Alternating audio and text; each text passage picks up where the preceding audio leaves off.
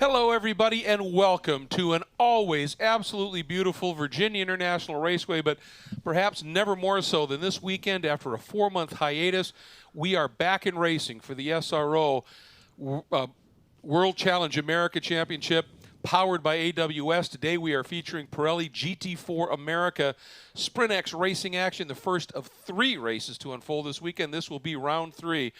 And even under tropical, sultry heat and humidity in this beautiful mid-July weekend, we are racing again, and we are doing it under beautiful blue skies with high, puffy clouds, and the field looks absolutely beautiful. Hi, everybody. I'm Greg Creamer, joined by Calvin Fish. Ryan Marine down in pit lane for us, as always. And 1, it's great to be at a racetrack, and 2, it's great to see this view.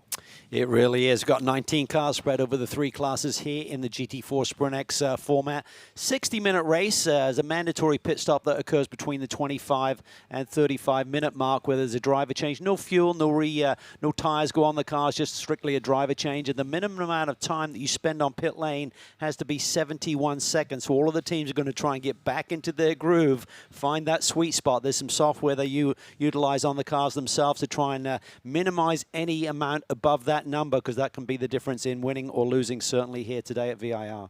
And you take a look at this field comprised of 3 classes this year: the Silver category, the Pro-Am category, and the Am category. And we've seen great racing at Circuit of the Americas. We expect that to continue here. You take a look at the qualifying lineup. The classes all fairly closely grouped. Should be some fabulous racing. You saw Nick Whitmer putting the ST Racing entry, the Biotech BMW, on the overall pole for ST Racing. But I think one of the big stories would be, 1, Chris Wilson. We know what speed he has. He is an AM because of the FIA rating and his age. Outside front row overall. That's going to be huge as he returns with John Allen, but racing this weekend at Mercedes with Reardon Motorsports. And then maybe one of the big stories, after a real struggle at the Circuit of the Americas opener in the Pro-Am category, James Walker running this year with Bimmer World Racing and Bill Auberlin as a co-driver. We figured Bill would be the guy to qualify up front first. Not so. James Walker has it on the class pole, 5th overall. Huge story for him in that team. It really is. It's going to be interesting to see how he deals with the pressure. He's very much thrown in with the wolves there, but he's the fastest guy in the Pro-Am lineup, and Bill actually grabbed the pole for tomorrow's race too, so they're having a strong weekend, bouncing back from somewhat disappointing round at COTA. They've been testing since and been really working on the brake setup with that race car, working with performance friction brakes, and really think they got the thing dialed in, and certainly showcasing itself so far in terms of their qualifying times. It was amazing for Walker. He showed up at COTA. They didn't have a lot of time in the cars. You take a look at this great track, Cal. Let's go through this first. Little, about 3 1/4 miles, 17 turns. And you can see first sector, fairly technical. The rest of it, go time. It really is. As you can see, it's really twisty and turny through that first sector. You really need a good change of direction. You need to be able to use the curbs a little bit and get the power down. And then once you finish sector 1, it's all about high speed through those S's. Not absolutely flat out. You certainly have to slow down for turn 10, that little left-hand kink there before you slow things down for 11 and Oak Tree turn. Then it's all about getting the power down and maximizing that terminal speed on the run down to the roller coaster. And a very busy finish to this lap as you come out of Hog Pen and onto that front straightaway. Maybe in that roller coaster section, precision is everything, isn't it? Because you have an off there, you slide for a very long way, and you don't want to be doing that. Cars are heading out. We're anticipating 2 pace laps for the field. First time back racing again, and it's great to see it. So field making its way out on track for this one, and looking for this. I was going to say about Walker, when that team, when they got to Circuit of the Americas, he hadn't had a lot of time in the car. They had a little mechanical glitch. Then they had rain in qualifying, so he lost a lot of valuable time to try and work with that car. This is another team that I think, and obviously we would have given that 4-month hiatus up in a heartbeat to keep racing. But for this team and for James, I think that may have really helped settle things. And in the break, talking with James Clay, he said he and Bill have just become unbelievable close in working together, really dynamic duo in terms of clicking with each other, and that's paying off. Well, I think for Bill Auberlin, he's got so much experience, so much speed, so much success, equaling Scott Pruitt's record for the most professional sports car victories here in the States. And he recognizes his ability to win in a 2-driver format. you got to talk about compromising things. He's got to work with his teammates. No point in Bill Auberlen being flying and his teammates struggling. So he's got to get James Walker up to speed, and he's doing that. He's working with him. He's a great mentor. He's very technical. He understands a race car. And, you know, it's early days, but certainly this weekend is off to a good start for them. Right, good indications anyway. A lot of potential as we're watching this field here. And I did want to point out, there's a car a little bit further back in the order. It's the number 33 qualified 8th in Pro-Am of Matt Dalton and the Patrick Gallagher. We always have fun with that. But Matt wanted me to point out the graphics package on that car. If it looks familiar to rock and roll music fans, it is an homage to Eddie Van Halen's Frankenstrat guitar that has become so famous. So keep an eye out for that. Let's check in with Ryan Marine with a story on one of the cars we figured was going to be a player here. Unfortunately, guys, that Flying Lizard McLaren is going to have to start at the back for all of the races this weekend. They encountered an exhaust leak, and it apparently caused some pretty comprehensive damage that's led them to actually have to go a little bit off-site to one of the shops that's located more or less on the grounds here at VIR, but a ways away from the racetrack, and actually get a lift and take the engine out. Apparently, it was something around 12 hours of work that went into getting that car ready to go. They were able to push it through tech nice and quick and get out here and ready to go for this race, which is huge. And certainly disappointing for Aaron Vogel and Michael Cooper, the drivers of that car. And keep in mind, Michael Cooper earlier today in the sprint race, he had mechanical issues in that one as well. So a little bit snake-bitten to get the weekend started here at VIR. Yeah, and Ryan, we're looking here. We don't see that car out on the track yet. I don't know if they are waiting. We'll just be starting from pit lane possibly, which might well be the case. But we get another pace lap here behind the Acura NSX safety vehicle. I also saw Tom Collingwood's car didn't fire up with everyone else. That bright yellow Porsche Cayman that he shares with John Teesey for BGB Motorsports, and he's had to cycle to the back of the pack to assume your original grid position. So a couple of early problems, but they can rebound from that. But up front, certainly a great qualifying lap by Nick Whitmer, and unusual qualifying session for these drivers because they also, on their second fastest lap, that establishes the grid for day 3 on Sunday here. So it was a really big qualifying session to have the car handling well and lay down not 1, but 2 good qualifying laps. Yeah, his teammate Gallagher put in, Harry Gottsacker put in a nice lap and qualified well. Didn't get pole, but qualified well for tomorrow's race. But it looks like Nick's second quick lap was good enough to be pole for there as well. So that's going to be really a great opportunity for ST Racing and the GPI Biotech. Let's get back down to Ryan. Yeah, just a quick update. I did have a chance to check with Thomas Blum from Flying Lizard Motorsports, and indeed, they did have another hiccup, so the car was not here yet. Their plan is to try and get the repairs done. They say they're very close and get on track at least for a couple of laps just to make sure that they got to the bottom of the issues. So even if it is a late start, they do hope to be out here before too much longer.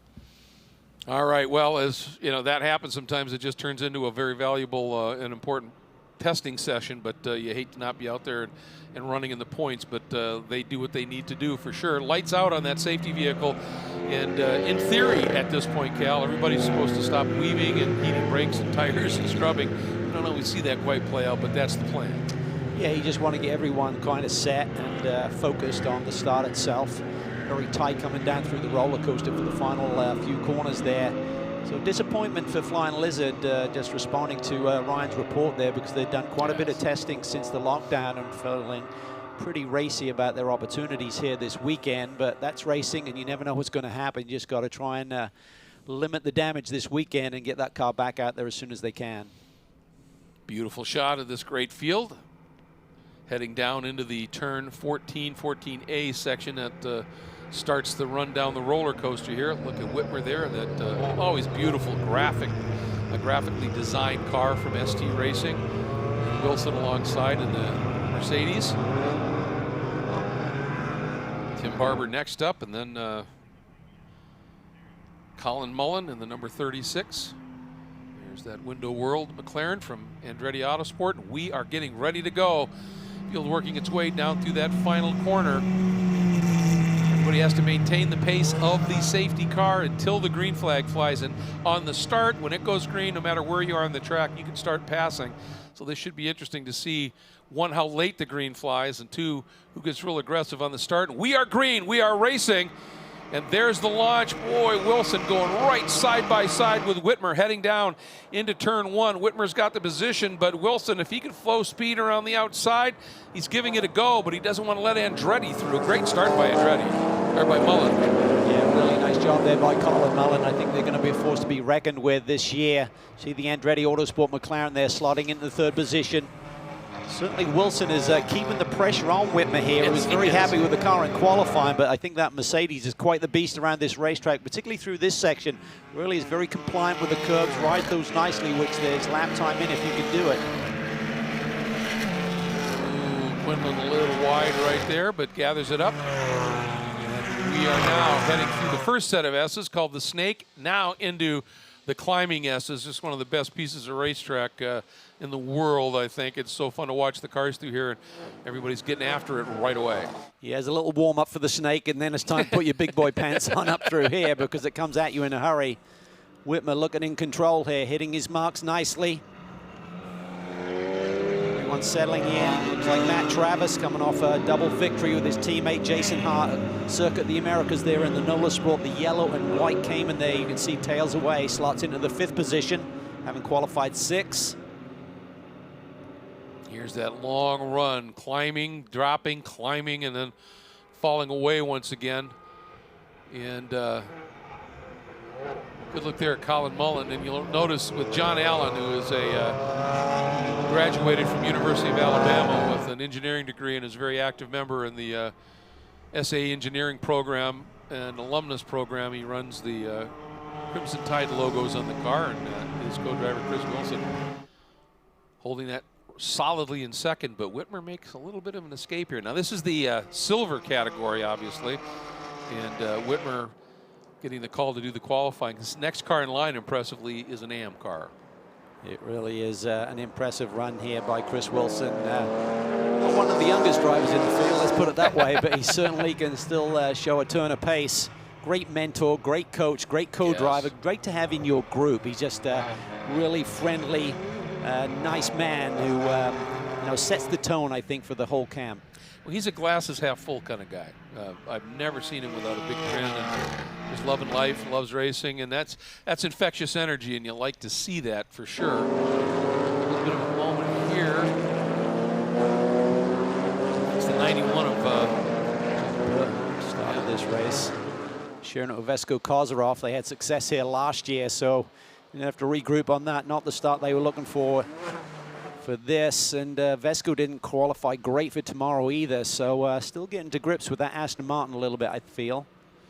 Making the changeover from the Audis they campaigned last season. As we're watching Chris there, notice that Walker, who had qualified 5th overall, has slipped back to 8th as Travis, Matt Travis and Chandler Hull is able to sneak by. Chandler very busy running a full TC program, touring car program last year. This is a debut in a GT4 competition.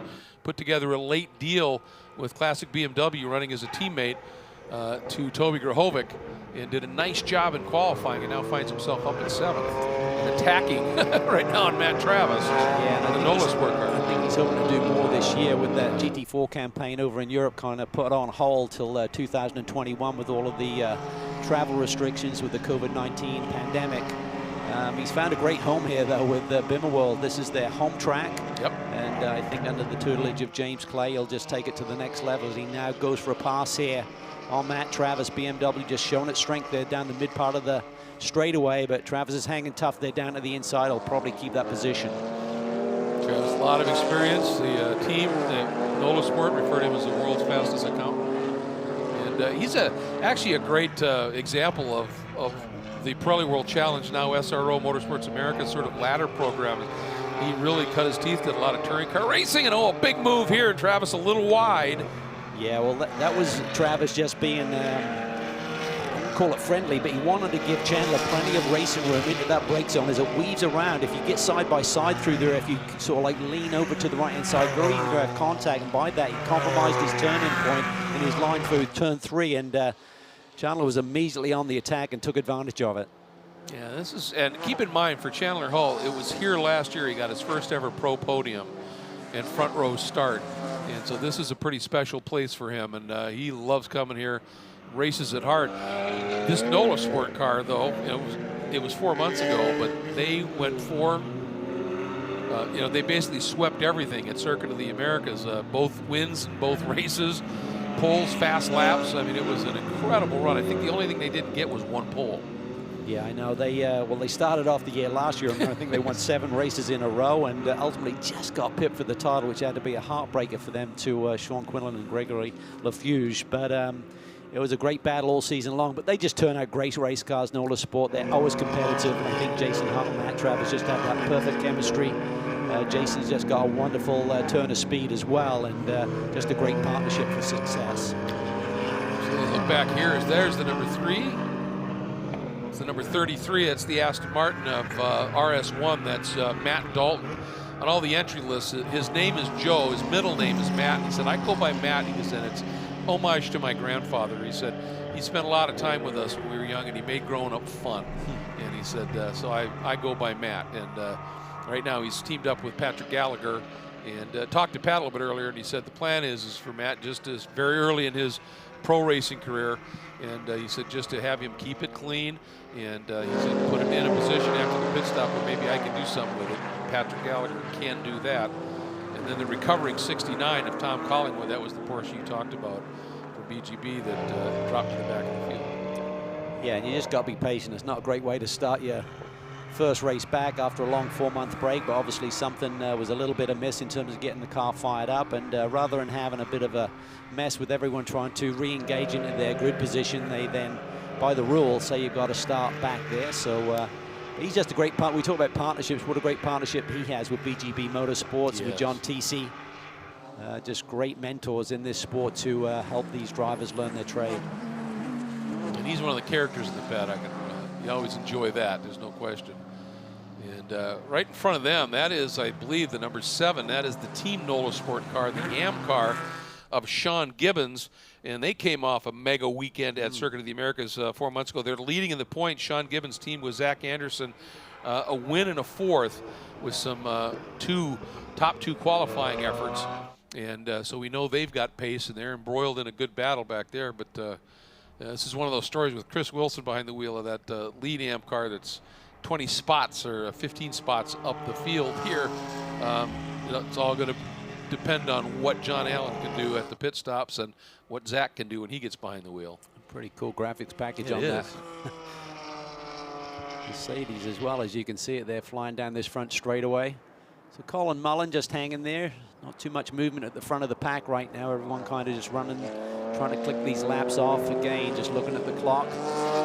First pit stop may occur to suffice the rules with 35 minutes to go in this race. And when you see the clock hit 35, then anyone can come on pit lane. It doesn't have to be the leader like we've had in years past. As soon as the clock hits that, it could be somebody who's running in the middle of the pack, maybe the first to take advantage of that pit stop window opening.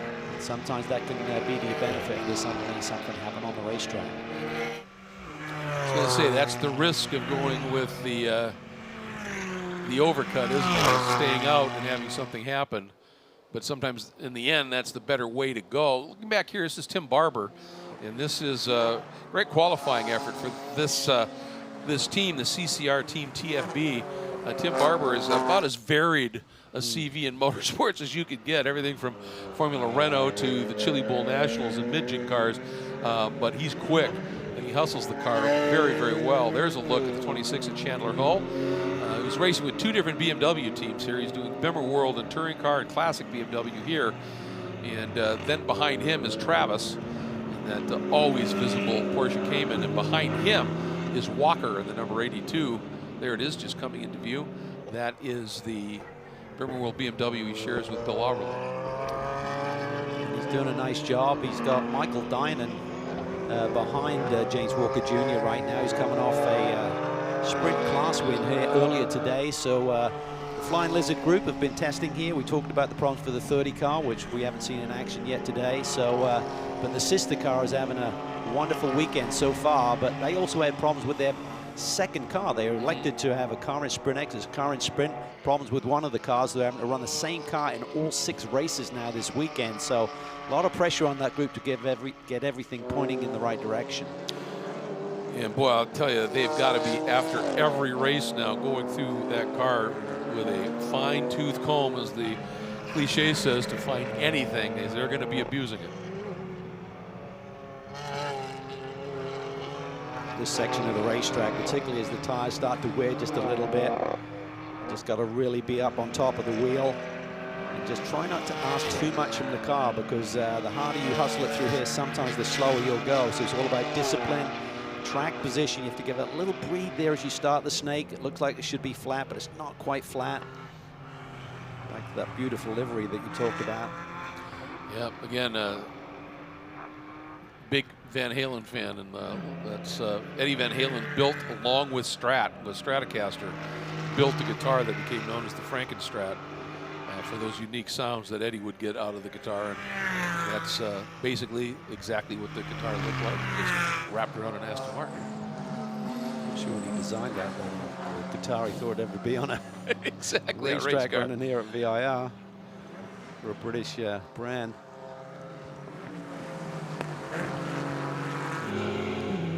They're now having a pretty good scrap with Collingwood and hanging on. This is, you know, as I said, for Matt Dalton in that number 33, that red Aston Martin, doesn't have a lot of experience behind the wheel here, and he's doing a nice job holding off a guy that's got a lot more experience than he does here. And it was funny, Matt said, I asked him, he said they did some HSR racing last year in a Ferrari 458 Challenge car. He's done Skip Barber and Monticello schools and got some serious coaching at Monticello. And he said, I need to thank Indiana State Troopers within 100 miles of my childhood home for any speed that I've got in my race career, because my '79 Trans Am drove them nuts. And he said, but he always wanted to race cars, and honors, as I said, his granddad with his name Matt. Likes tennis too. So this is a great little scrap here. yes, Samantha 10 just hanging on. Sean Quinlan getting down to the inside, coming off a podium run in the sprint race here a little bit earlier this afternoon. Samantha just gives him enough room. She talked about getting in behind the wheel of a go-kart in recent months with a lockdown, just trying to knock the rust off. She said it's been a very strange time as the whole world tries to get back to normal. It's certainly be great to be back here at the racetrack. I'm sure she's enjoying this battle that she's in right now. It's a nice clean move that Sean put on her. The car's running very well right now, up into the top 5 in class. yeah, and it's really, I think, in a way, an honor here for, you know, this SRO Motorsports America to restart the global SRO GT racing program here. And it's come with a lot of intense work with VIR, with the series, with the teams, in terms of a very strict set of protocols to ensure everyone is as safe as absolutely possible in terms of COVID, and making sure everybody understands it, the changing interview practices for podiums and the like, very attuned to it. Everybody's sort of in their own cells, really trying to make this a model so that this can continue here. And it's been impressive. And now, speaking of impressive, Matt Travis, after drifting back a little bit on Chandler Hull, he has reeled him back in this battle now for the top 5 overall. Yeah, he's really closed back in on him, and they're used to running up front, so want to get a little bit more towards the sharp end here, even though they do lead in the Pro-Am category. Second right now in class is James Walker Jr., and Michael Dinan runs in 3rd in the Pro-Am, so it's led by a silver-silver pairing of Whitmer and Harry Gottsack, who's going to be taking over behind the wheel of that 28 car at the pit stop.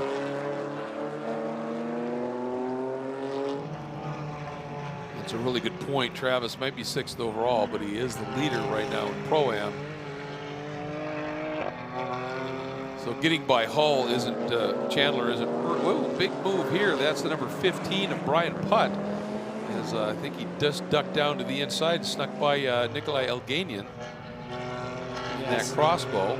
Yeah, that crossbow can be a potent weapon at certain racetracks, but looking at the lap times that he and his teammate Matt Silliehag put together here this weekend, doesn't seem like it's a good match. So focus on it here and see exactly where Nikolai is losing out, because we know he's a brilliant pedaler in terms of his speed behind the wheel. Overall pole for the first race at Circuit of the Americas this year, so yeah, it definitely has the pace, and the car's got pace in it, but it isn't a good traffic car for one, but it doesn't have a lot of straight line speed. Boy, coming out of Oak Tree, and that climb up the S's, that might be where they're lagging just a little bit. It's just outright pace. It's a small 2-liter turbo engine, and it's light, but no substitute for sprint tracks. And I know they were trying to work on the raceability of that car, maybe take away some of the handling, maybe go to a smaller tire and wheel package with that, and give it a bit more power to make it more balanced with the rest of the field. It was dynamite around the corners and struggled down the straightaways, so it was kind of a weird situation in terms of some of the racing situations we got into, but it's just a work in progress at this stage of the game.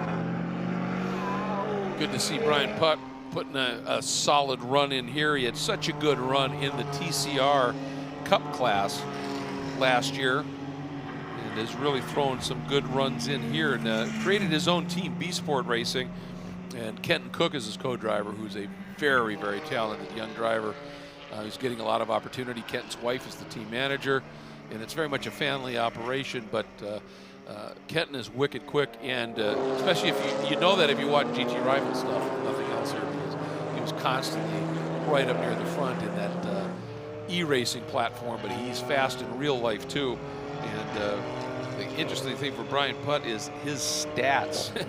When you think about what he did in the TC Cup class last year, I was just looking at this. 7 wins, 13 podiums, 2 of them overall. And loves the downforce of the GT4 car as well, because that's where, when he got back to racing after a long break, he started racing in SCCA P2 and P1, which are high downforce little prototype cars, and it feels real familiar to him. And there are the guys. Last year, these guys in the SX race, the Sprintx race here, Leia Foch put on an absolutely stunning drive in one of the races to augur his way up, and it'd be fun to see if they're going to be able to repeat that here. Yeah, it's a really strong combination with Greg's speed and tutelage with Sean. He's really brought him on a long way. And Steve Cameron, so much experience. They always turn into great race cars, well prepped with a lot of pace in them. Steve Cameron's one of those guys who never wants to stop fiddling. So even if the car's good, he wants to tweak it a little bit further, and just runs in the family with his brother Ricky, who's an excellent engineer, and Ricky's son Dane Cameron, who's had a lot of success across the sports car platforms recently. So good racing family, and that's how you got to be. You got to be looking for that extra edge all of the time. Well, the sprint race earlier today, the qualifying run that Quinlan put in, I mean, he showed that he is continuing to make big strides. I mean, he had a third in class qualifying run. It was pretty impressive. I mean, right now he's keeping a guy who's already got a win here, Dynan, behind him at this stage, so it's impressive. But we've got some interesting new little graphics and such to look at. One of them, we've got a CrowdStrike fast lap, which goes to the overall fast lap in the race, but we also have some top speeds to show you here, and it's at the end of Sector 2, Cal, and it gives you an idea of just what these guys are doing out there.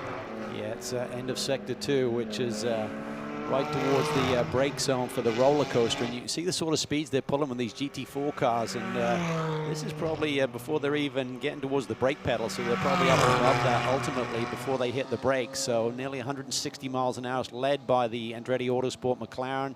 You see the BMWs are looking very tough as well. You can see that in racing conditions as they stretch a little bit on the Aston Martin there with Michael Dynan behind the wheel. Well, interesting watching right there how much respect Quinlan and Dynan give the exit of turn 10. Yeah. Because they know if you overstep it there, it's not good, and they give some margin there, don't they? And again, you talked about it earlier today, Greg. It's a busy weekend. I mean, you can't afford how fast he can get by the end of this championship season. And that TAC Energy, TAC Energy is how it's pronounced. It's one of the country's largest gasoline wholesalers. Was able to put together a nice package with them that's making some of this possible, along with his kernel seasoning and some other long-term supports with this team. But it's just absolutely putting in a tremendous drive here. Well, this just sets up the day. I mean, if you have your opening driver put in a run like this, it just really sets Toby Grahovic up for potentially having a podium this afternoon, which is great stuff. course, part of the question will be how much tire did he leave Toby in the process. And one of the things that Toby's really good at is managing tire. So if he left him anything, Toby, this, as you said, could be really good. Travis now maybe, I thought he was going to be close enough to maybe take a run at Barber down to the brake zone here at 1. I don't think he's close enough now, and Barber moves over to dissuade him just a little bit. He's going to try and go around the outside. He may have made that work. Oh, so close. Can he hang on to it? It's going to be tight if he can just get to the flank. I think the BMW is just cleared and gives him some racing room, but Travis is coming back at him. Going to be a shallow angle there. Can the BMW go underneath him? No, he can't. Washes him out there. Nice job by Matt Travers. That was not an easy move, and he made it stick. And good respect there, because twice there easily they could have tinked each other and they stayed clean. It's big picture thinking. Going to be close for the leaders to if they can duck in at the end of this lap here when you look at the clock. Yeah. It's got to be under 35 minutes on the board in terms of time left before they can hit pit lane.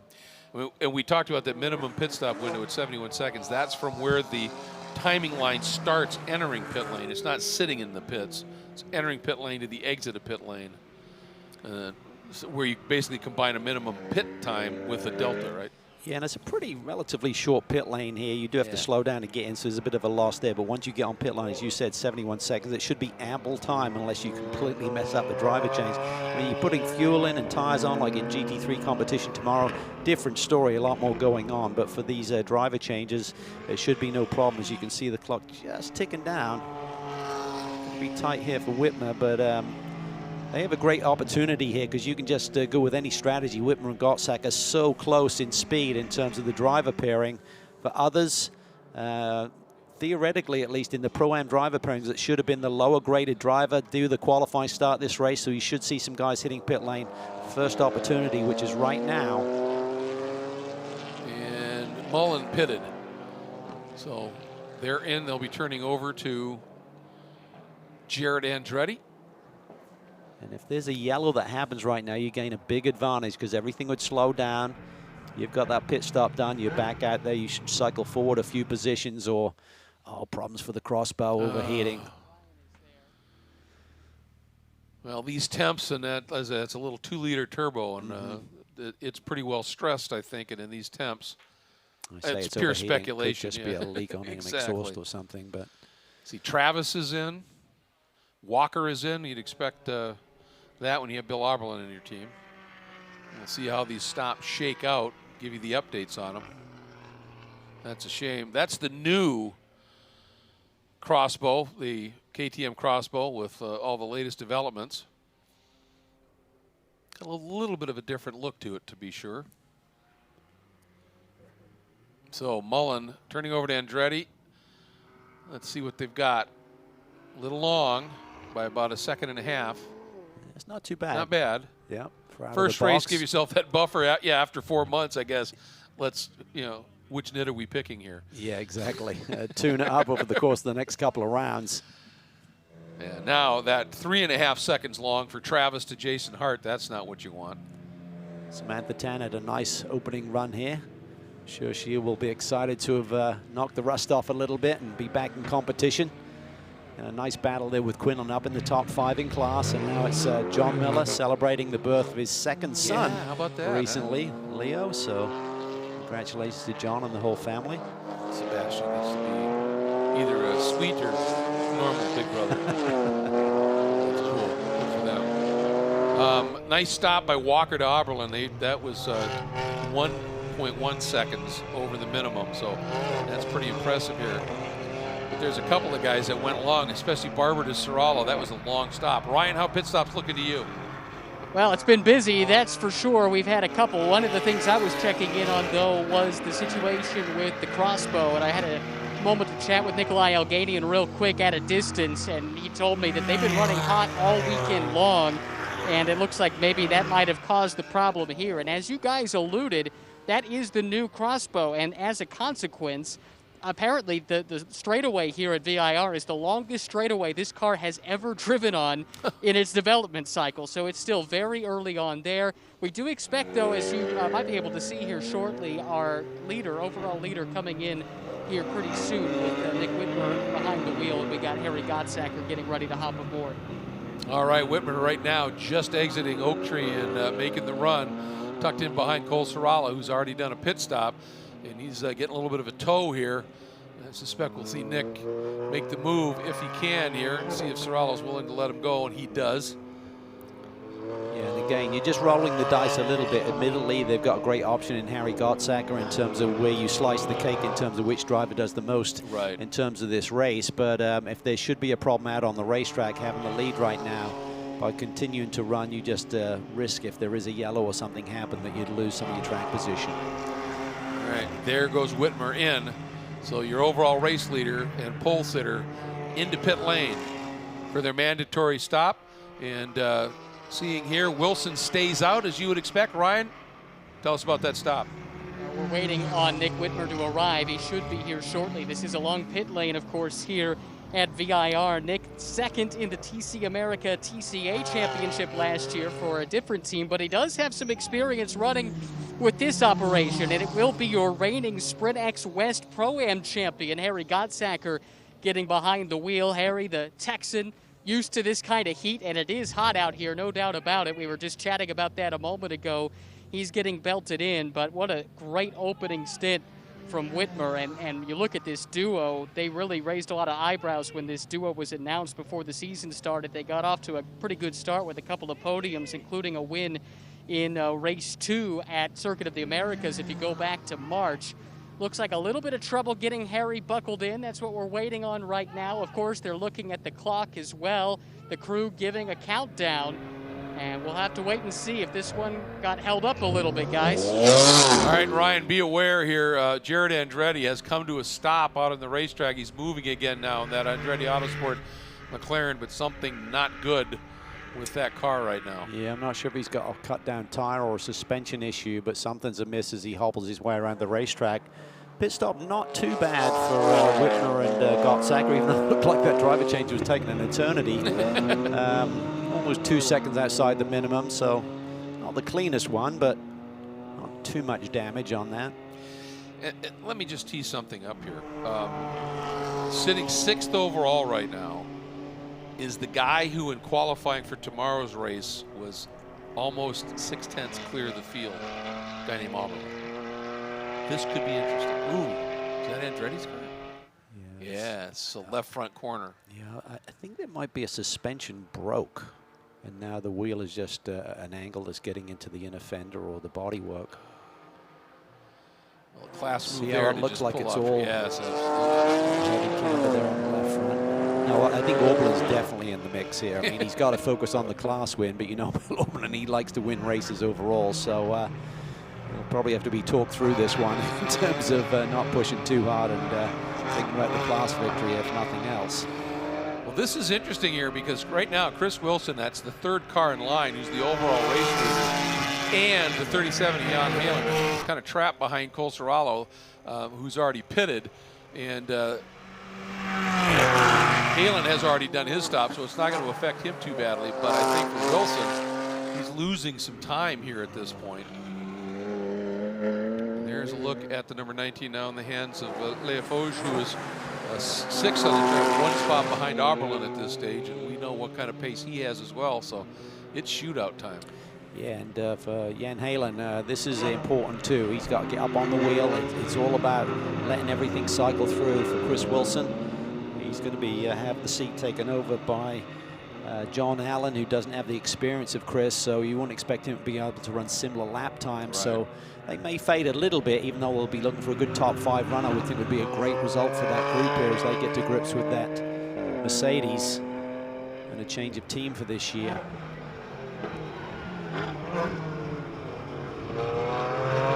Let's see, start window time is winding down. So you'd think Wilson would want to pit right now, but he didn't want to get trapped on the outside. He could probably sneak 1 more lap in, but you'd be really rolling the dice time-wise if nothing else, and he's going to go for it. Wow. You can see just over 2 minutes to go, and lap times in the 1:55 range. So they've got, you know, 10 seconds to spare, so what you can't afford to do is have a spin or something. Right. Right. He's going to just made the dive bomb move on Serralo. He just needed to get clear. And that's going to maybe let Halen through as well. Ooh, almost a touch there, Cal. Yeah, you see Andrew Davis in the #2 GMG machine, very much in the mix, been very fast here this weekend, qualified second to Bill Auberlen for the race here tomorrow. Oh, he looks to the inside, almost 3 wide. That's going to be tight. It's not going to work. There's a little argy-bargy there as we come through the turn 3-4 area. Oh, that was close quarter stuff to be sure. Right in that mix, John Miller. Ryan talked about he was the Western Am Pro-Am, or the Western Pro-Am champ, co-champ last year. And he's very fast. Right behind him, Robbie Foley, who has been wickedly quick in everything these days. Oh, Halen almost got pinched there. Yeah, he's getting frustrated. Yes. He knows it's go time.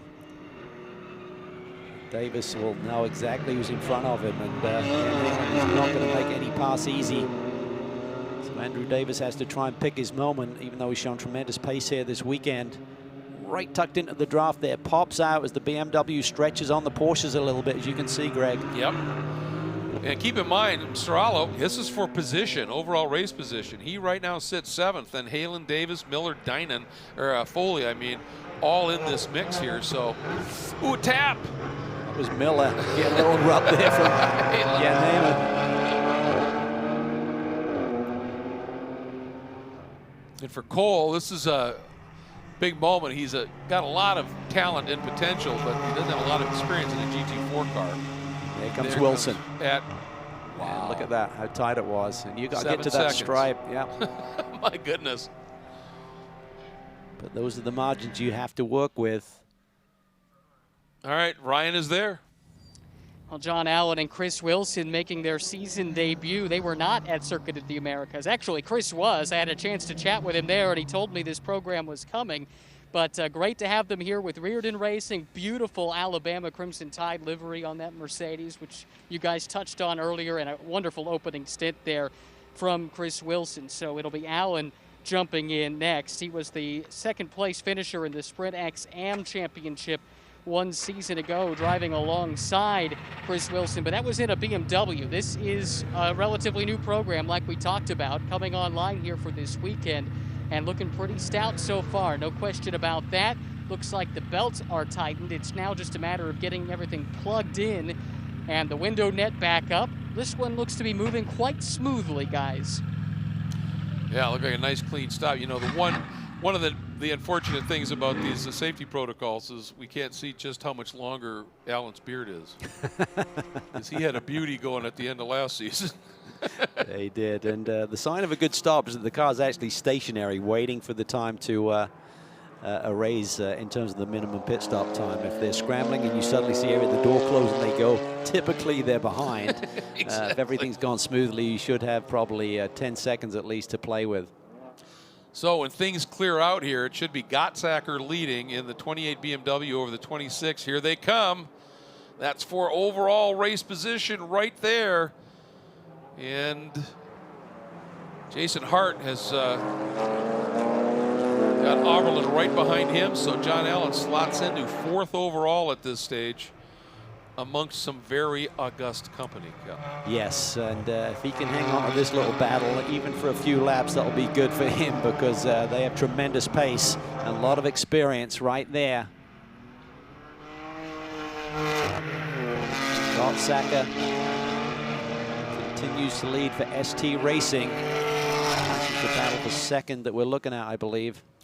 Well, it speaks to the pace that Nick had in his opening stint, and 2, some of these teams left 2, 3, 4 seconds on the table.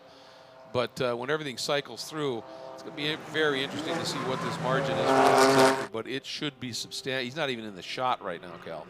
Yeah, no, he looks to be well clear. As there you see Bill Auberlen looking down to the inside. Thought about it, that would be a brave move in turn 11. Trouble is, if you're on the outside, you're typically going for a ride. Tough to get through there, too wide. Auberlen reassesses the situation. Toby Grahovic having a really nice run here. And as we said, that was paved by Chandler Hulls. Yeah. Great run and getting those couple of spots there before the pit stops. Yeah, no, that was absolutely excellent by Chandler. I think one of the best drives we've seen him put in. So here comes Gottsacker. He's in cruise mode right now. It's just stay focused for 22 more minutes and the victory is yours. He's under zero pressure right now. And I think that might be the Andretti Autosport McLaren. Jarrett was able to limp it back. Maybe they've affected the repair on it. It was in shadow, so I suppose it could have been the Flying Lizard McLaren too. But see, all right, what's the mark? 26 seconds at this stage, 25.9. And Oberlin looking to the inside of Hart down into one. Did he get it down there? That was tight. He gets it done. Beautiful move there. Just felt his way into that small window and made it with no contact, I believe. Good clean racing by Jason Hart as well, realizing that there was going to be a problem. There'd be contact and he tried to defend that. Now Oberlin, oh, he's in a hurry. He's looking for it now. Grahovic defends. Oberlin on the move. Well, and I think one of the reasons here is when you're behind a car, you're getting hot exhaust air wash. And you're clear with nobody in front of you. You got much better cooling to the car, and I think Billy is as mechanically sensitive as any race car driver I know for sure. And I think that's maybe part of his urgency here. And I'll tell you, that move was, the brilliance of it was there was no telegraph of that move at all. Right. And right when he could almost sense it, right when Jason Hart's eyes got and went up and in for the corner, Billy just filled that gap there. And as you pointed out, though, very astute driving by Hart to sense him there. Uh-oh. Well, I think you can see there. Drive-through penalty for the 26. That's Grahovic for pit lane speed violation. And the 33, which is Wilson. Yep. Oh, no, sorry. That's Gallagher and Dalton. Dalton, yeah. Oh, what a shame. Because Matt Dalton, he'd done exactly what Patrick told me the plan was. Stay clean, do the best job you can. And they had done a great stop as well, and that's all going to go away. They've only got 2 laps to serve this penalty, so Grahovic, if he's got the message, yes, he hits pit lane immediately. That opens up the door for Billy Oberlin, but the next player that he's got a target on is a long way down the road, so if Gottsacker doesn't make a mistake, not even Billy Oberlin can perform magic to make that gap up with 19 minutes on the board. No. And this has the potential to still be a great battle for the Pro-Am win between Oberlin, Hart, Leafoge. Right in that mix, that's going to be fun to watch. Well, you know that Jason Hart would like nothing more than to get this position back from the legend Bill Oberlin. That would be making a statement.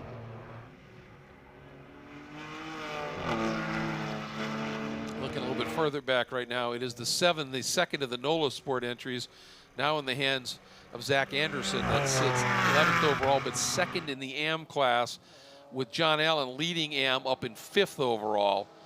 And so that's your point there. Then John Tisi, who's got a fair amount of pace, not too far adrift of Anderson.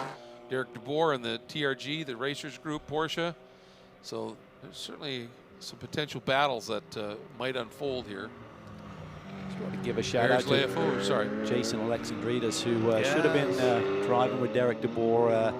One of the businesses that he has is rebounders, and just because of the COVID situation, been in tough times for his whole business. So we wish Jason all of the best and hope that he can keep his business pointing in the right direction and getting back in our racing paddock. But certainly this pandemic has had an effect on a lot of people with their business in a very difficult time.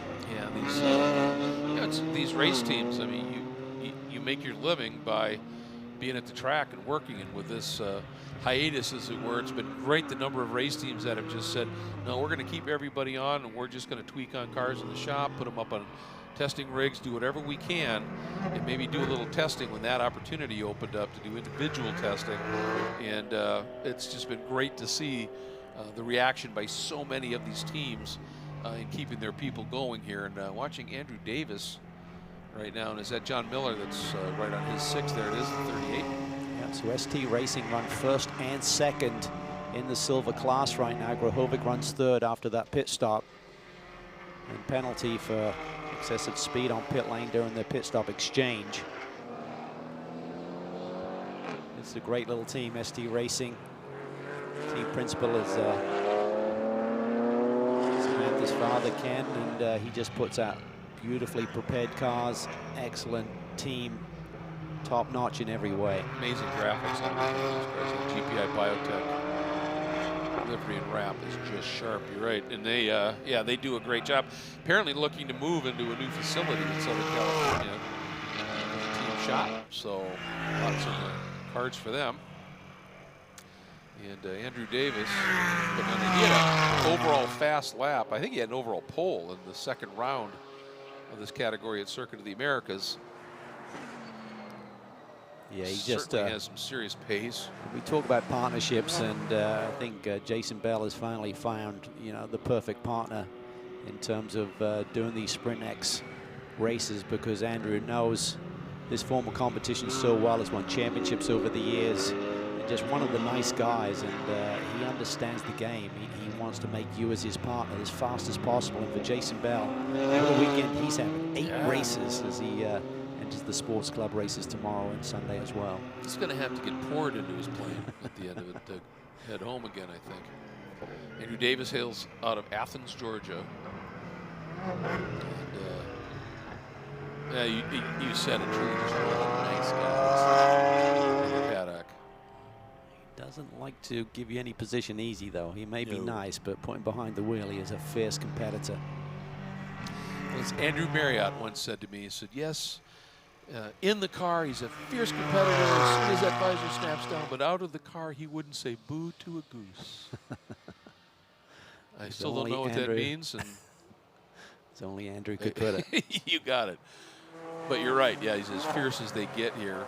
And one of the nice things about, you know, working with a series for an extended period of time from our perspective is watching the development of a guy like Harry. Yeah. I mean, he came alive. I remember that Portland weekend going up against Ian James. And just remarkable that, you know, he was able to run someone that hard who had so much more experience than him. And he just came away from that, and he expected to win. From that point forward, he expected to win. He proved to himself and to everyone else that day that he was a race winner. Well, that was the thing. Ian schooled him in the first race, and that was the last time Harry made that mistake again. And that was one of the things that I've watched with him is, you know, as he was coming up, you're a rookie, you learn stuff, you make a mistake, but I've never seen him repeat one. Yeah. And as he's gone through that education, he's just gotten faster and faster as well, and it's been impressive. And even though Oberlin was about 0.8 of a second faster on that last lap, Gottsacker remains with a 25-second lead. So totally in control, running lap times that are very quick, but not taking any risk at this stage of the game. Well, that's the thing. When you have that kind of a margin, Cal, you can give up a little bit every lap and just keep those tires underneath you while everybody else behind you, if they have any aspirations. And, you know, Bill Oberlin, obviously the guy is just phenomenal, but he's also a realist. He's been doing this a while. And, you know, at a certain point, he's got to think, there's no way I'm making it that much time here. So just give me a margin over Hart. It's a class win. That's what we want for points. We'll go after him tomorrow. And the problem is that Leafoe is just closing on Hart here, and he's got speed too. Yeah, and for Bill Oberlin, he knows that James Walker will be a really good partner for him this year to go after the class championship, and he'll be disappointed with the results that they came away with from Coda. But they turn up here, they've got a fast race car, and if they can have a big weekend, they can suddenly throw themselves right into contention, even though it's in the early going of this 2020 season. That's a very, very good point. 10th in the points right now for them in the Pro-Am category. And it's the Matt Travis and Jason Hart lead it after that near perfect weekend at Circuit of the Americas. But look at Leafoe. He is just closing in. Last lap, he ran a lap almost as fast as Oberlin, and half a second quicker than Hart. He is quick. I wouldn't call him underrated because we rate him very highly, but Exactly. he's just someone who just gets behind the wheel and gets the results. And the tear that they went on second half of the season last year to catch the NOLA Sport pairing of Travis and Hart was just remarkable. Quinlan kept up his end of the game as well, and it's showcasing itself here early that he's come back this year with a lot of confidence, and there's no one telling them that they're not going to go for a second consecutive championship win. No one's smart, anyway. Right. Absolutely. He's got pace. He does. BMW is strong down this straightaway. close he can get to Jason as they get down towards that brake zone. Also curious here about the margins. Here Bill he just, comes. yeah, and Jason knew it. Yep. That's the key, is to maintain that track position, but don't give up too much rolling speed. And this is going to be a tough one for Jason here to hang on, because that BMW has a lot of pace behind him. Yeah, and I think part of the issue is going to be that run. If Leia Foch can stay this close coming out of Oak Tree with the speed of that BMW, it's a tough one here. Avalon took another second out of Godsacker, but the margin's still 23 seconds with 11 minutes to go. So He won't give up. No. There's no give up in Bill Aubley, even though he's got the class lead. He'll keep charging, because anything can happen. If Harry comes up on some traffic or has a problem, Bill wants to be able to take advantage of it. And he's also got an eye in his rear view mirror, seeing that bright orange and blue BMW. He recognizes if Leia Foch gets around Hart here in a hurry, that he could in fact go try and chase down Billy as well. exactly. Yeah, Bill does his homework. He will have looked at stuff and said, "Oh, that 19 car was fast last year." Let's see, checking in on the AM category, John Allen still leads it, the number 16. Having a look here, is Leia Foch close enough? Not quite. And Travis covers it, but Allen now runs 8th overall, leading in the AM category. Zach Anderson is 11th overall, but the key here is the margin from Allen back to Zach Anderson is just about 8 seconds. Zach Anderson's got room. Derek DeBoer has driven a beautiful race here as well. Once he got behind the wheel, is now up to 3rd in the AM class in the TRG Porsche. I think Anderson might have a sniffer at catching Allen here. Looking at their lap times right now, it's not over yet, even though Allen still holds the upper hand in terms of the track position. Anderson has shown tremendous pace. Yeah. He keeps clicking off laps like he's doing right now. There's still, probably 5 or 6 laps to go here. And Zach, they had he and Sean Gibbons had a fabulous weekend in the AM class. They're the points leaders, so they certainly got potential here. And that's exactly why Chris Wilson and the team were pushing things to the maximum in terms of, keeping him out absolutely as long as they can. The lap times he was achieving to try and create as big a buffer that the chasers had to try and cut into once John got behind the wheel. And it's no disrespect, this is what this form of racing is all about, the pros and the AMs, do you know what I mean? Even though Chris Wilson is now graded as an AM, he's like the highest speed you're going to find in the AM category. Yes. It's all about just working your strategy out and trying to hand it over with a big enough lead that you can bring it home. Oh, and Grahovic now has slipped around Allen, so Allen runs 10th. Anderson runs 11th. The margin is 1.6 seconds. So in that exchange, Allen obviously, his lap was a 2:02. So he obviously got held up. And now this is it for the lead in AM with 8 minutes to go, Cal. Yeah, no, that's a lot of time to try and resist the challenge from behind. Yes. But it's all about a learning process. So for John Allen, if he's got... Oh, there it is. What he doesn't want to do is to make a mistake like that. Just feeling the pressure, and you're looking in your rearview mirrors and recognize you had a big lead that's been cut into. I was going to say, if he just lets him go and just tries to hang with him and bring it home in a podium position, would have been a good way to go. Let's see if he can refire this Mercedes up. And if he can, is he high-sided? It's With that drop-off? tough to say, but certainly for Harry Gottsacker, if there is a full course caution, that's not what he's looking for, with a 20-second lead still over Bill Auberlin. Yeah, not good news. There is the man, Bill. A report from Ryan, that problem with Andretti apparently wasn't, it was a mechanical issue, not a tire. That's exactly what you speculated, so confirmation there. But Travis and Hart hanging on here right now. Second in the AM category with Leia Foch just keeping the pressure on, but Hart hasn't cracked. No, he's done a really nice job, and we just saw some stellar performances from Jason over the last couple of years. He's up front. Gottsacker lead still at 20+ seconds. These are the type of days where all you're thinking is don't throw it away. Just stay focused, stay in a rhythm. You don't want to fall too far off the pace, otherwise you start missing your marks, and the car's handling is a little bit off if you're not carrying the brakes into the corners and such. So you want to stay within about a second of the lead. The real key is that you don't have to take any chances in traffic. So when you come up on traffic, you can just really take your time.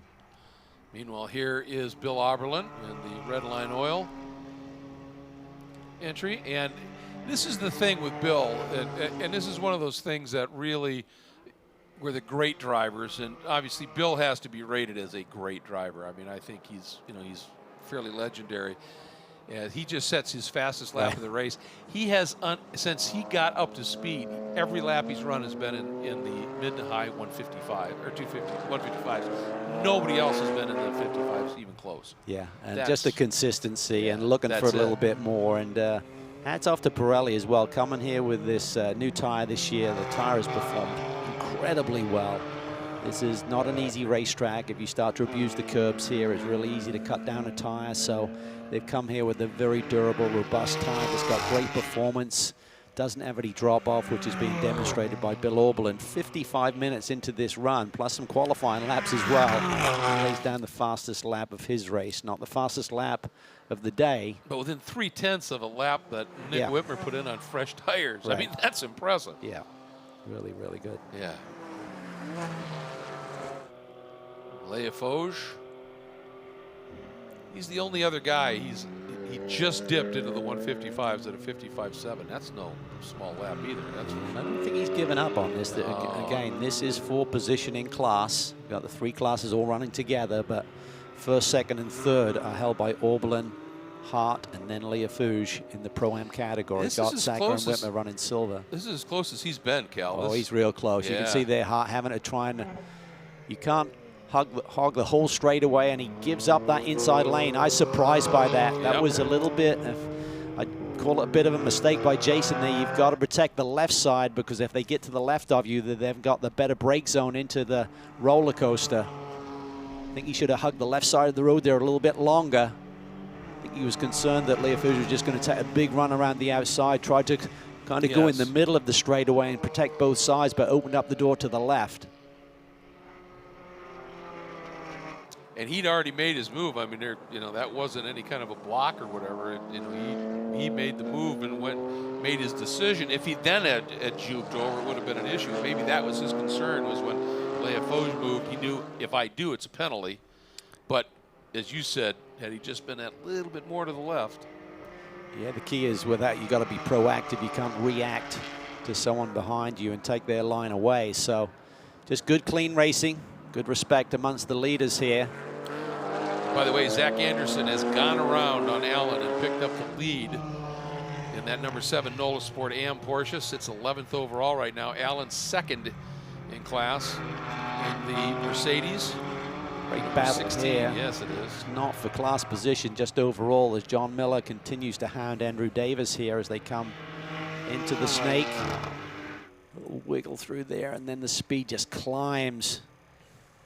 One of the best pieces of motor racing real estate in North America. We're looking at it right now. You bet. The climbing S's. I'll tell you, when the sun's right, either early morning or late evening, the view from that bridge up toward the villas, right about where you are, there are the villas, would have been right there. It is just, you see why this is called a beautiful motorsports resort. When you've had 4 months with no racing action, to return to a racetrack like that and experience that sector of the racetrack, that is something special. Yeah, absolutely. 2.5 to go. And looking at some gaps here, we can see this is the best battle on the track right now, Miller to Davis. And that battle for 5th overall, as you said, not a position class battle, but an overall. Oberlin has 5.5 seconds back to Leafoge.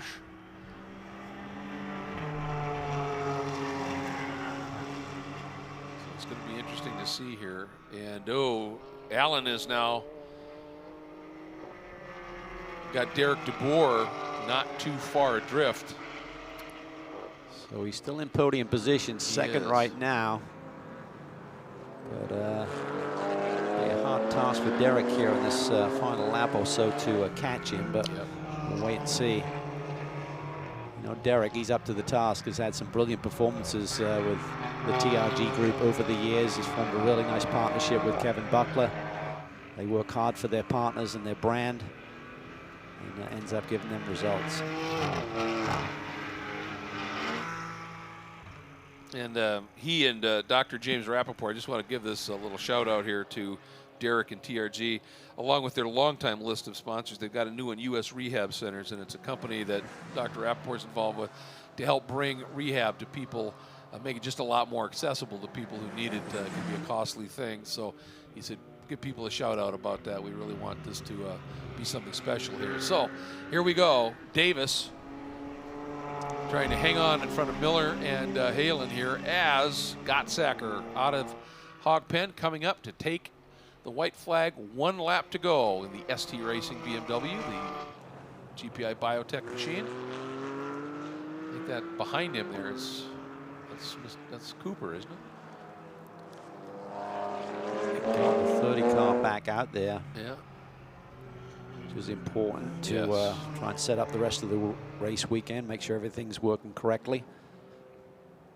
Here's your second place overall car leading in Pro-Am. Bill Oberlin, the Redline Oil, Bimmer World BMW, M4 GT4. I don't think he gave up on the chase on Harry Gottsacker, to be honest with you. He certainly wanted to make sure he got a nice comfortable cushion over the chasers in class behind him. But he's now running 56s. I think he said, look, there's no way. Yeah. You gotta. It's a big day for him and James. Absolutely. Especially with James on pole. That's just fantastic. And here comes that push. Second in AM, Hart third in AM, Davis fourth in AM. This Pro-Am Championship battle is going to be fierce this year as the level of competition is ramped up. It's obviously too bad for Grahovic. And a problem. And I was just going to say, if Grahovic hadn't had that drive, or not that it was Toby, but that team didn't have that problem, this battle for second and silver could have been really intriguing here. But suddenly Grahovic has just dropped about 5 spots in the overall. So something has gone amiss. Meanwhile, here is Harry Gottsacker. He's on the cusp of another great season. I mean, he was John Miller's teammate on the way to that Western AM Championship. Ooh. He's running rough. He is running rough. Unbelievable. And it's a long run to the front straightaway here, and it's a little bit uphill. Is it fuel? Is he out of gas? Where is Bill Oberlin? He's struggling. He is struggling. Where is Oberlin? He's pitting. No, he's got to stay out there. Yeah, I was going to say. He's struggling to get to the line here. Here comes Billy. Oberlin. It's fuel. Look at him. He's shaking the car. Trying to get some fuel to the pickup here. Here comes Bill Oberlin to take the overall win. Unbelievable. Bimmer World at their home track.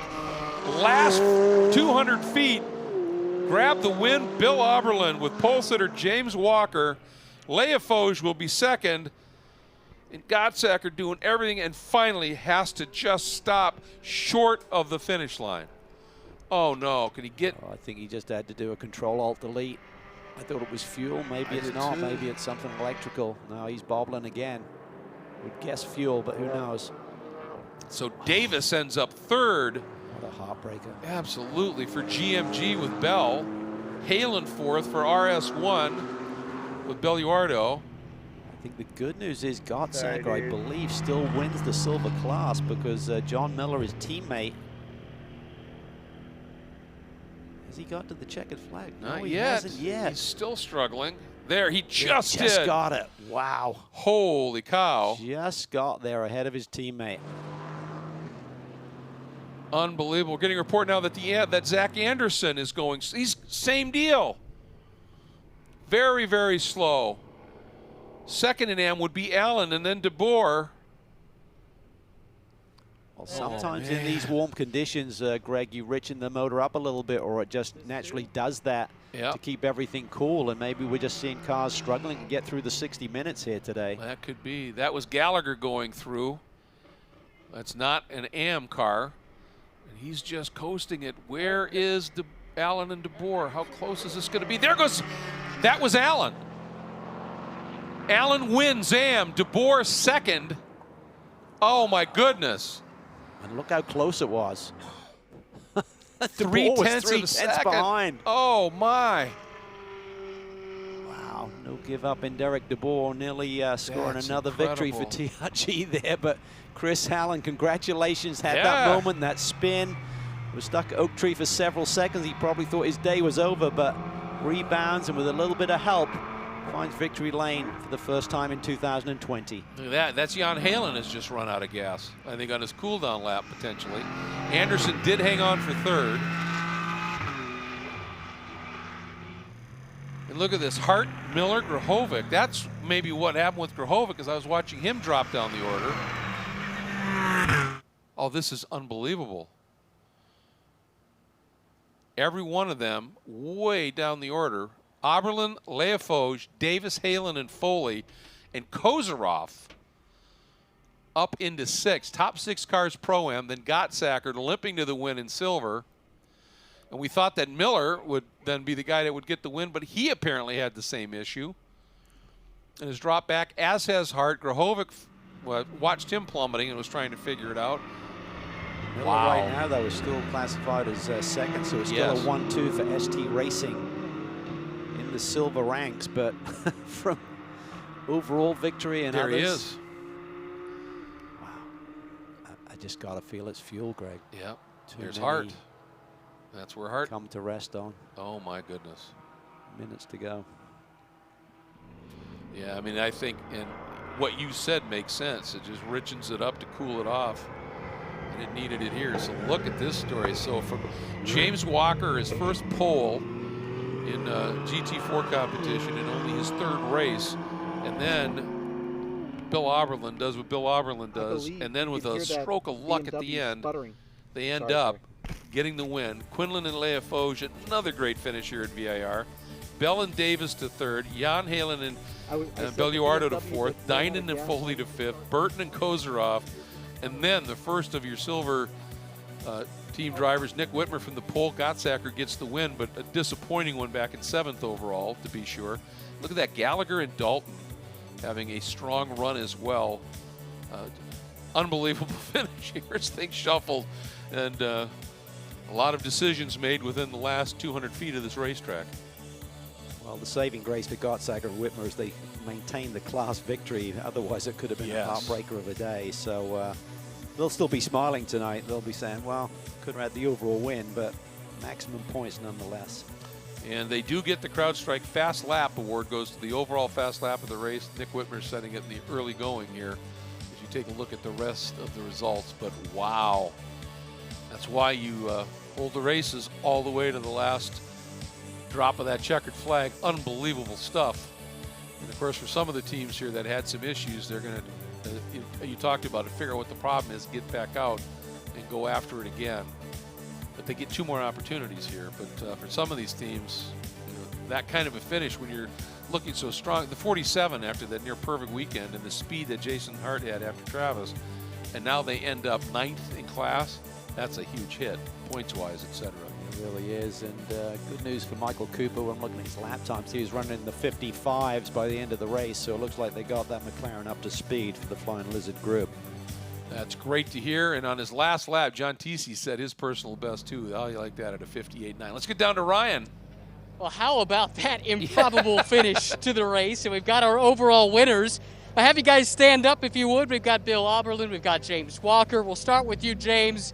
Put it on pole, and you end up with an improbable overall win here in just your second weekend of GT4 racing. Can you sum up that experience, that last couple of laps? It was just incredible. I had a job to do. I was focused on my job. I didn't let the emotion take over. I was just following the crew instructions, following my awesome, incredible teammates' instructions for that last couple of laps. Just doing my job and just getting it done, and all the hard work paid off. And for you, Bill, we were watching your lap times when you got into the car, and it looked like you were trying to chase down the overall leader, but then maybe pulled back towards the end. Did you think that it was all kind of over at that point? Well, first of all, you said improbable with my teammates. There's a reason I picked this guy. I knew from all the data we looked at, he was going to be fast. Second race with us on the pole. Who imagined that, right? And so we're on the pole for 2 of the races because of his laps, 1 and 2. The car was great. Bimmer World gave us a great car. I went out hard. I know I needed to close the gap right away when I had pretty good tires. Once I got by, I sort of burned the tires up a bit, and then it was just management. It was bring it home. I could see the clock ticking down, so I knew where we were at, and just manage it. That's all I was doing. Well, congratulations, guys. Well earned. Celebrate, but not too much, because we get to do it all over again a couple more days. Can't wait. Say, Absolutely. 24 hours. We're back right here again. Frank Miller watches. We know what time it is. That's right. Thank you. Great story, absolutely great story, and yeah, again for James, he mentioned something. I think it was I'm trying to remember now. I think it was 22 years ago in May. He got his first pole ever in his own personal team when he was running SCCA club racing, and then for him to get this now with a pole, then the win, just absolutely fabulous story.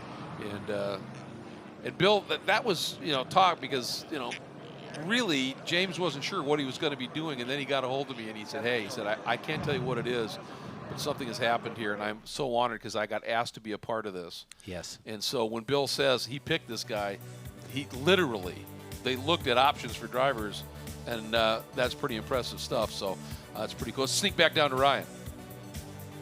We've got our silver class winner who looked like he was about to be the overall winner as well. Harry Godsacker, who finished the race, is still stuck in the car on track, but we do have his co-driver, Nick Whitmer. Nick, I heard you talking to the team afterwards. Yes, we wanted to win overall, but we still got the class win, and you're here for the class championship. For sure. The most important part is going to the championship. Our silver class, we won it very good. We had a very good lead. We were definitely going for the overall win, especially against the other Beamer guys. But we did not expect full green all the way around, and we never been in hot conditions like this where the computer remapped itself, I guess, to add more fuel, and we were a bunch of guys out there that ran out of fuel. Our 2 cars, I saw a Porsche, I think I saw another BMW, so we got to check that out, or someone maybe throw a rabbit on the track and get a yellow out there. But racing's racing, and we'll move on to tomorrow, and we'll be strong. Nevertheless, the car showed extreme pace. You had a massive, massive lead after the pit stop as well. How much does that buoy you going into the remaining 2 races this weekend? We're definitely really up on a high right now, and we're confident that we're going to be strong tomorrow and Sunday. Harry did an awesome job on the car. We just, bad luck, I guess. The drivers have no control on how much fuel the car takes, so we did our job. The team did their job. It's really the computer that didn't save us the fuel in the car. He didn't know how much time was left in the race, and he misjudged that. Well, bad luck, but you still get maximum points in class, so could be a lot worse. Congratulations Definitely. on the win, and better luck the rest of the weekend. Thank you very much. Yeah, I'll tell you, that guy is he is fast, as is obvious, and just absolutely loves it. And of course, he's part of the legendary Whitmer clan of racers, led by Kuno and Nick, and now Carl. Obviously, you take a look there at the results in that class with a 1-2 for ST, and then Grahovic and Hull. If they wouldn't have had their that pit stop penalty, that may have not been a 1-2, but that's just how it cycled out. Serralo and Barber, I think, very impressive run, and then the problems for Jared Andretti and Colin Mullen, and of course the crossbow issue as well.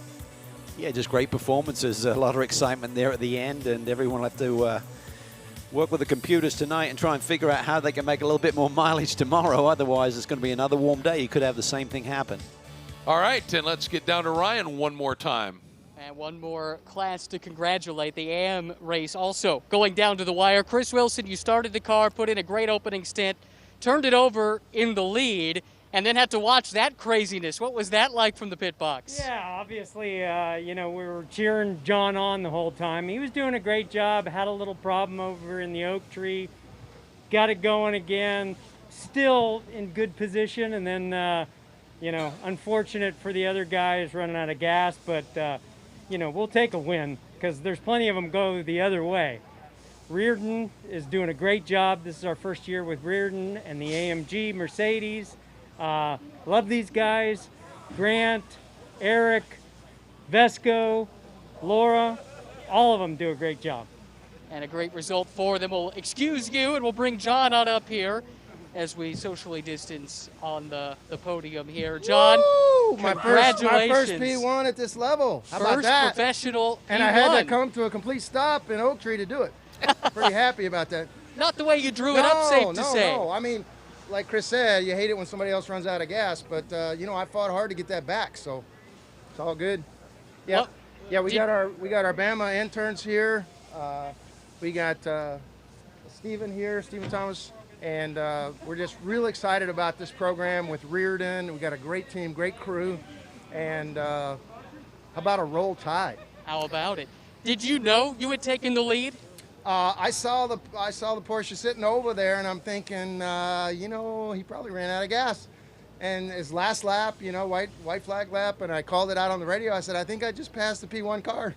So very, hate it to win that way, but you know what? We earned it. We've worked hard. Nothing to apologize for. A win's a win. You win's a definitely win. earned it. Yep, Well done. Absolutely. Thank you so Thanks, much. Ryan. Roll Tide. Well, and I'm glad that he won, because even with a mask, you can't hide that beard, and it's continuing to be more and more impressive. But I'll tell you, that's why you never give up, and that's why the races unfold like they do. Just a remarkable finish, Cal. It really was. Certainly, the day looked to be going in the wrong direction for John Allen there when he was sideways there in the entry to Oak Turn and couldn't get it fired up immediately. But they rebounded. He dug deep and he kept pushing, and a little bit of misfortune for one of the other competitors gives them their first win. But that can be some momentum. I mean, certainly Wilson was dynamite in terms of taking the lead after the pit stop exchange. But we'll see what happens tomorrow. That's the nice thing, triple header. Anything can happen tomorrow and Sunday. Absolutely. Here's a look at the highlights, and Nick Whitmer able to hang on from Chris Wilson as the field tipped into that first turn. Wilson was certainly aggressive, but Whitmer able to hang on to it. And this race from start to finish had some pretty exciting action.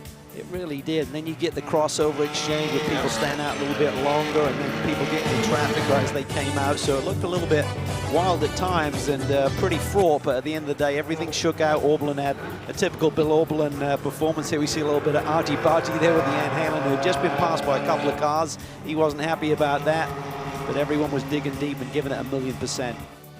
And then the problem for the crossbow during the race, unfortunately, that took them out. Again, that is a brand new car, essentially in development. A mechanical issue, apparently left front suspension, took Jared Andretti out of it.